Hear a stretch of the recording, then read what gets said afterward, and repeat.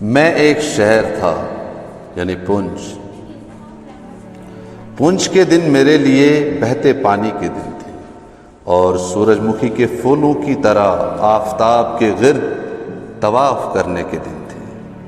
میں ایک زمین، ایک دھرتی، ایک شہر، ایک سیارہ تھا جو مسرت کے گرد چکر لگاتا تھا۔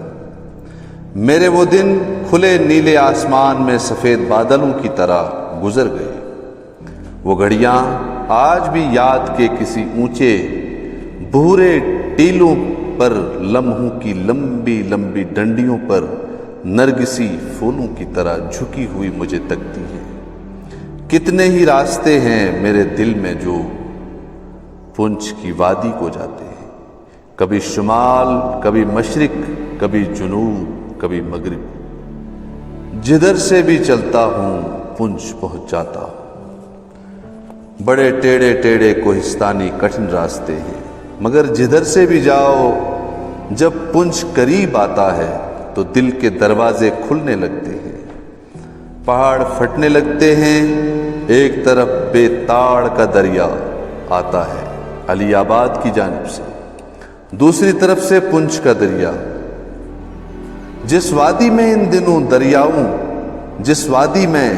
دونوں دریاؤں کا سنگم ہے، وہیں پر پونچھ کا شہر آباد ہے۔ کہتے ہیں کہ پچھلے زمانے میں ایک راجا پنش تھا، اس نے سب سے پہلے اس وادی میں شہر بسایا، اسی کے نام پر اسے پنش نگری کہا گیا۔ بعد میں بگڑ کر پنش کا پنچ اور پنچ سے پونچھ ہو گیا۔ یادوں کی بھیڑ لگی ہے اس شہر کے وہ 30,000 چہرے، ان میں سے ہر ایک کو ذاتی طور پر جانتا ہوں۔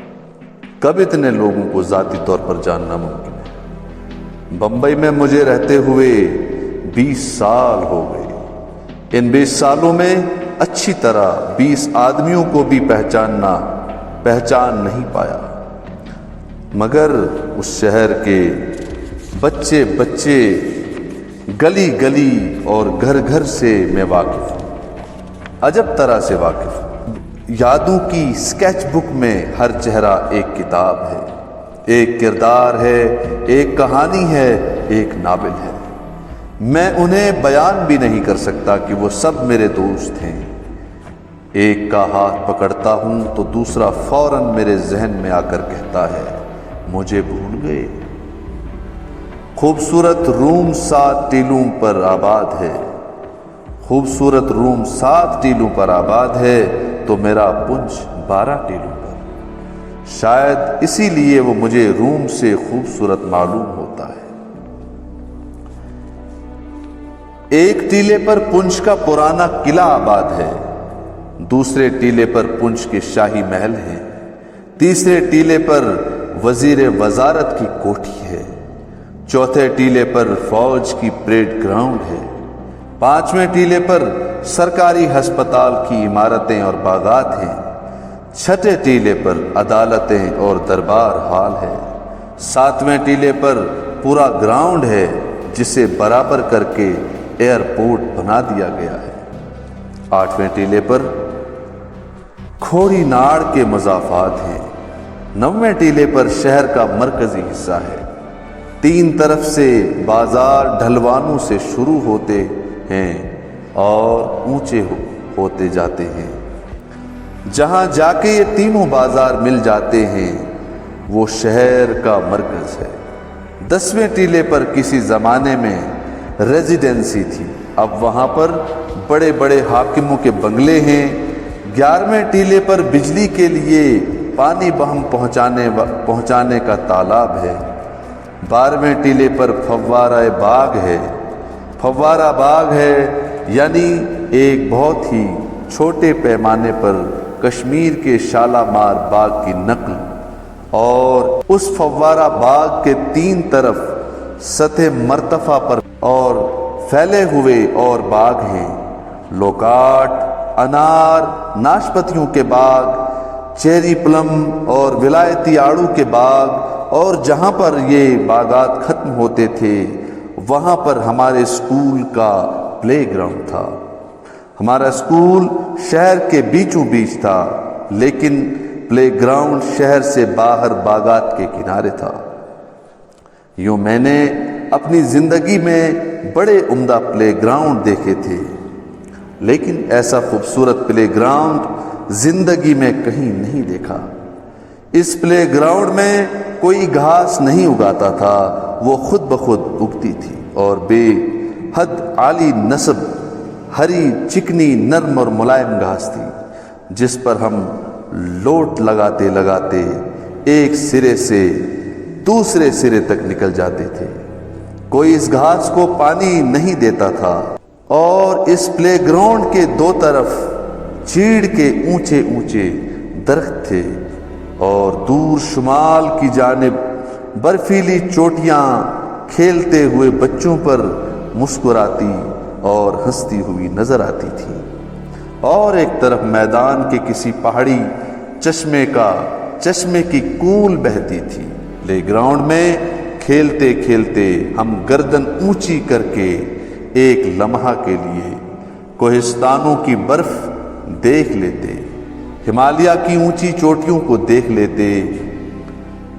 دوسرے لمحے میں پیاس زور کی لگتی تو کھیل چھوڑ کر تیزی سے میدان کے باہر بھاگ کر بہتی ہوئی کول کے سبزے پر لیٹ کر کول میں منہ ڈال کر پانی پیتے، اور پیاس بجھا کر پھر پلے گراؤنڈ میں بھاگتے چلے جاتے اور اپنا کھیل شروع کر دیتے۔ میرے ذہن میں آج بھی میرے بچپن کی یاد بالائی کی ایک موٹی تہ کی طرح جمی ہوئی ہے۔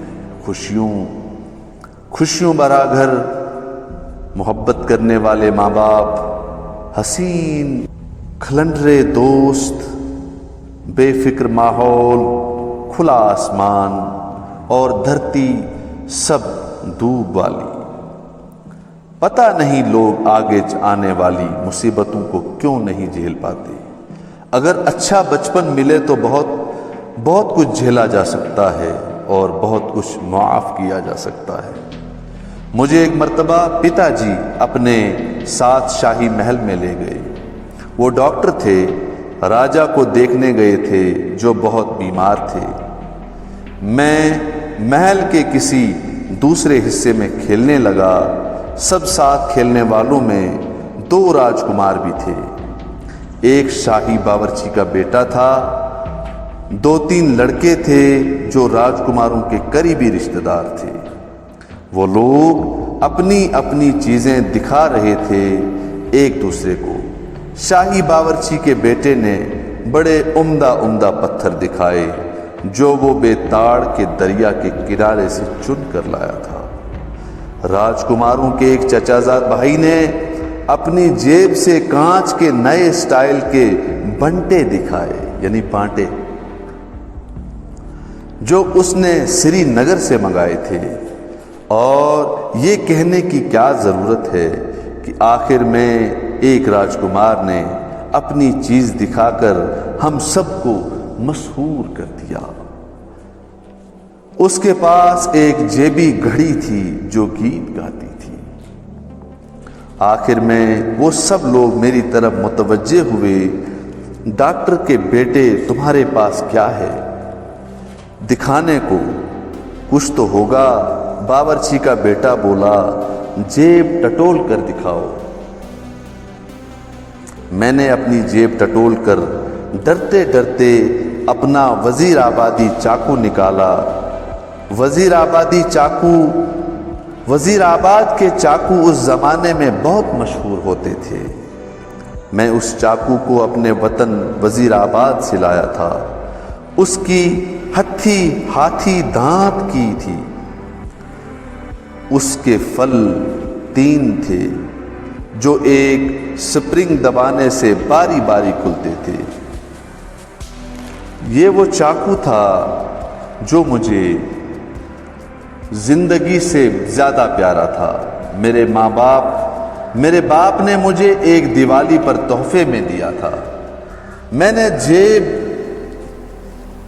نے جب اپنا سفید ہتھی والا چاقو جیب سے نکالا اور اس کے خفیہ اسپرنگ کو دبا کر اس کے پھل دکھائے تو دونوں راجکمار مبہوت ہو گئے۔ ایک راجکمار سے رہا نہیں گیا، اس نے چاقو میرے ہاتھ سے چھین کر اپنی جیب میں ڈال لیا اور بولا، اسے ہم رکھیں گے۔ دوسرا راجکمار اس سے لڑنے لگا، واہ تم کیوں رکھو گے، اسے تو میں رکھوں گا، میں تم سے بڑا راجکمار ہوں۔ میں دونوں راجکماروں سے الجھ پڑا، واہ جی واہ، چاقو تو میرا ہے، تم کیوں لوگے؟ میں نہیں دوں گا اپنا چاقو، واپس کرو میرا چاقو، نہیں کرتے واپس تمہارا چاقو، یہ تو اب ہمارا ہے۔ میں نے دھر کے ایک چانٹا مارا اس راجکمار کو جس نے میرا چاقو لیا تھا۔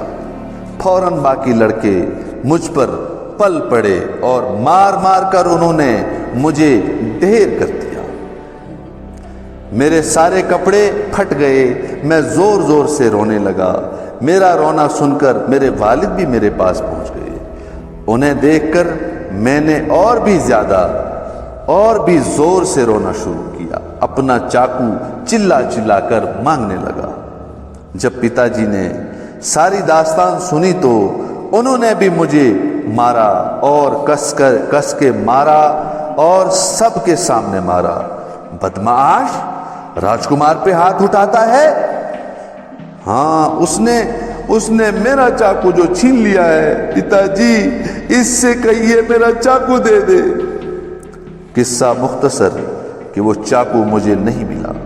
یہ تو مجھے بہت بعد میں معلوم ہوا کہ جاگیرداری اس طرح چلتی ہے، مگر اچھا نہیں کیا ان لوگوں نے۔ 2 آنے کے چاقو لیے مجھے اپنا دشمن بنا لیا، 2 آنے کے چاقو کے لیے مجھے اپنا دشمن بنا لیا۔ وہ سفید چاقو آج تک میرے دل میں کھبا ہوا ہے۔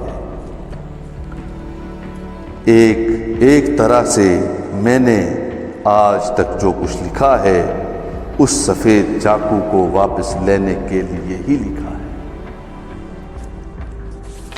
یہ تھا کرشن چندر کا ناول سے ماخوذ ایک چھوٹا سا حصہ، جس کا عنوان ہے میں ایک شہر تھا، پنچ۔